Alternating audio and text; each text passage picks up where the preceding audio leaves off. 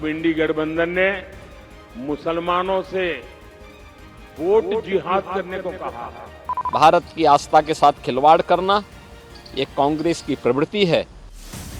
Vote जिहाद वाले चुनावी सूत्र का आविष्कार भले ही इंडिया गठबंधन के नेता ने किया हो, लेकिन अब ये बीजेपी का ऐसा हथियार बन चुका है जिसे पार्टी के सबसे दिग्गज नेता चुनावी मंच से इस्तेमाल कर रहे हैं। अब इंडी गठबंधन ने मुसलमानों से वोट जिहाद करने को कहा है।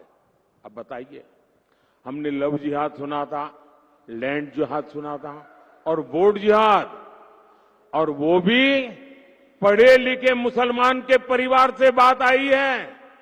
नारा दिया है वोट जिहाद करो। आप जानते हैं ना जिहाद का मतलब क्या होता है? जिहाद किसके खिलाफ किया जाता है?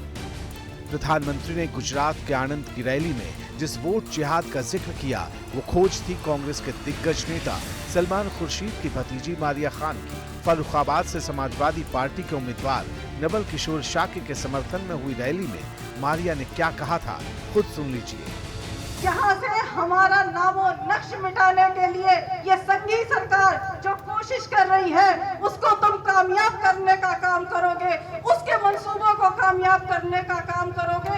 इसलिए बहुत अक्लमंदी के साथ, बहुत जज्बाती ना होके, बहुत खामोशी के साथ एक साथ होके वोटों का जिहाद करो, क्योंकि हम सिर्फ वोटों का जिहाद कर सकते हैं और इस संघी सरकार को भगाने का काम कर सकते हैं।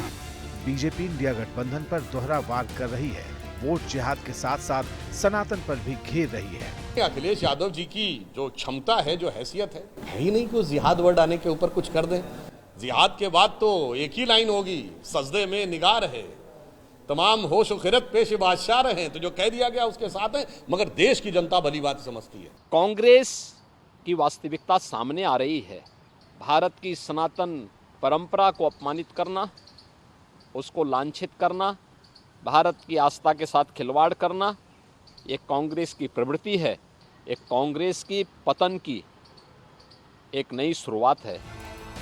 कांग्रेस समझ गई है कि बीजेपी को जवाब देने पर हिट विकेट का खतरा है। शायद इसी वजह से वो खामोशी से उन्हीं मुद्दों की तरफ बढ़ गई जिन्हें राहुल गांधी पिछले 5 साल से उठा रहे।